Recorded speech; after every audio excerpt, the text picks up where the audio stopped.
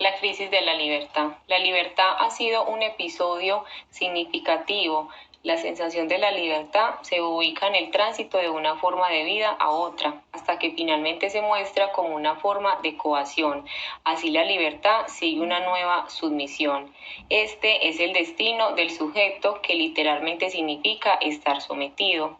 Hoy creemos que somos un sujeto sometido, pero en realidad somos un proyecto libre que constantemente se replantea, se reinventa. El yo como proyecto, que creía haberse liberado de las coacciones externas y de las coerciones ajenas, se somete a coacciones internas y a coerciones propias en forma de una coacción al rendimiento.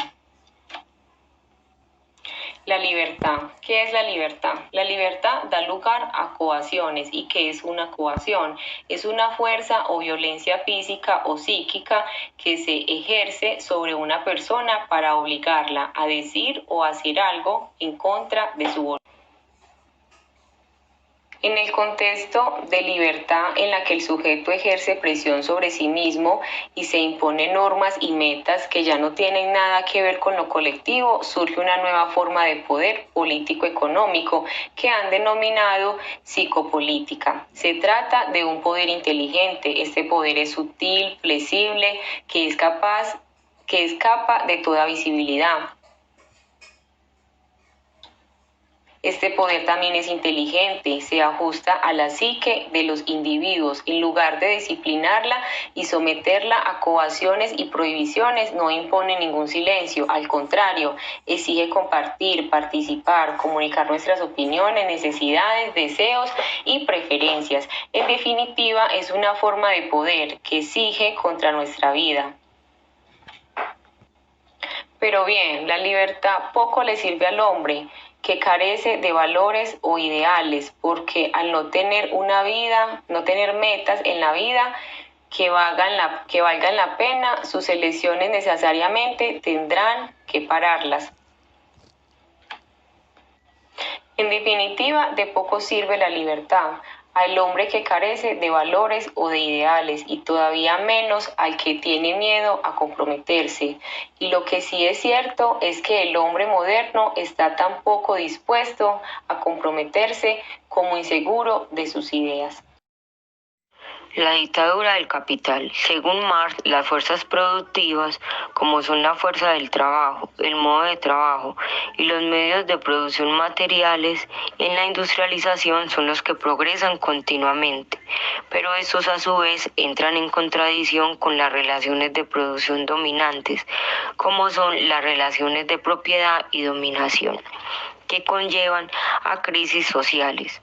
Frente a la presunción de Marx, no es posible superar la contradicción entre las fuerzas productivas y las relaciones productivas mediante una revolución comunista. Es insuperable.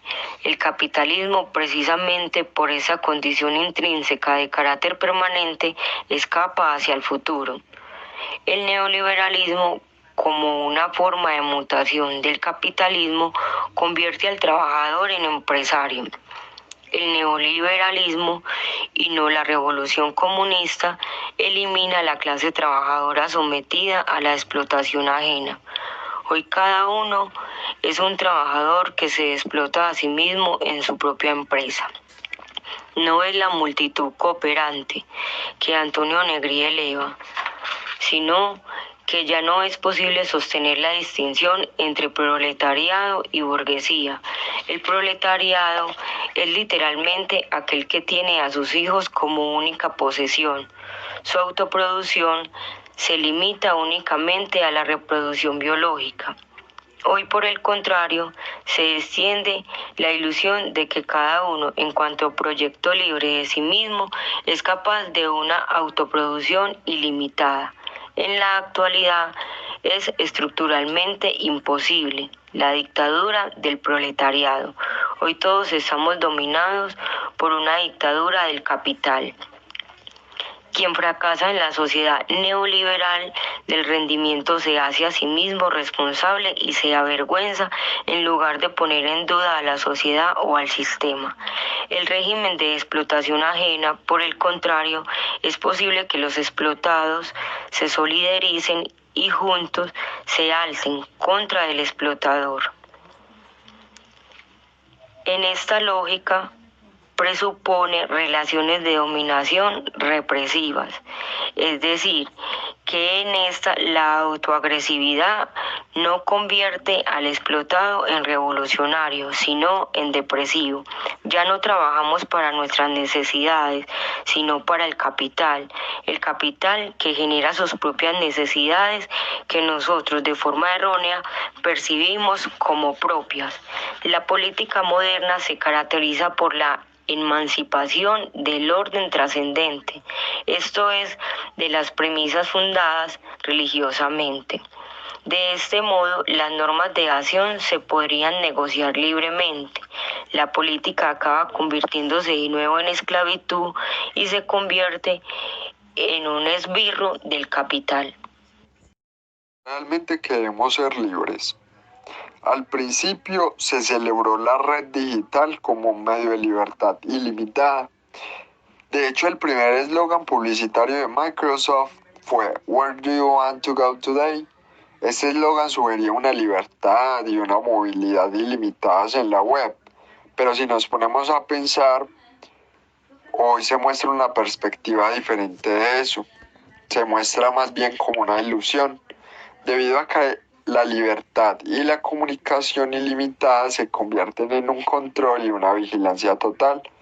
También los medios sociales se equiparan cada vez más a los panópticos digitales que vigilan y explotan lo social de forma despiadada.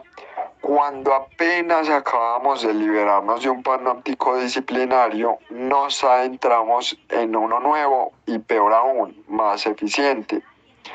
Entonces, se reclama también en nombre de la libertad de comunicación. La transparencia es en realidad un dispositivo neoliberal, debido a que de forma violenta vuelve todo hacia el exterior para convertirlo en información. En el modo actual de producción inmaterial, más información y más comunicación significan más productividad, aceleración y crecimiento. La información es una positividad que puede circular sin contexto por carecer de interioridad. De esta forma es posible acelerar la circulación de la información. Entonces, la comunicación se acelera cuando se allana. Esto sucede cuando se eliminan todas las barreras, muros y abismos. Pero adicional, cuando las personas desinteriorizamos, porque la interioridad obstaculiza y pone más lenta la comunicación. Esa desinteriorización no sucede de forma violenta, tiene lugar de una forma voluntaria. Se desinterioriza la negatividad de la otredad o de la extrañeza en pos de la diferencia o de la diversidad comunicable o consumible. Así que el dispositivo de transparencia obliga a una exterioridad total con el fin de acelerar la circulación de la información y de la comunicación. El neoliberalismo convierte al ciudadano en consumidor. La libertad cede ante el consumismo. El votante ante consumidor no tiene ningún interés real por la política. No está dispuesto ni capacitado para esto. Solo reacciona de forma pasiva, refunfuñando y quejándose. Por eso les desagrada sus comportamientos.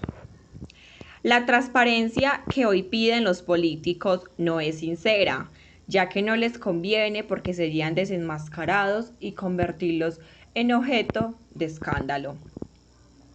En Alemania, 1984, sobre el censo nacional, se afirma que serían incompatibles con el derecho a la autodeterminación, donde el ciudadano no pudiera saber quién sabe de él.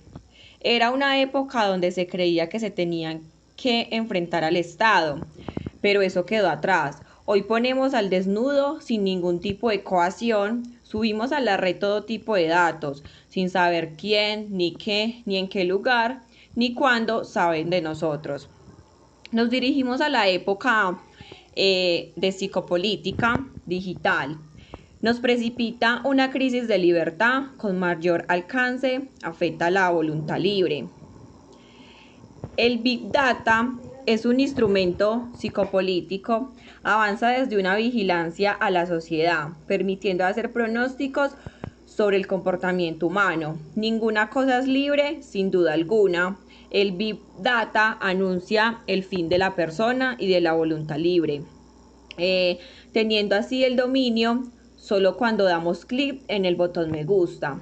No es solo un eficiente aparato de vigilancia, sino también un confesionario móvil donde Facebook empezó como la iglesia digital.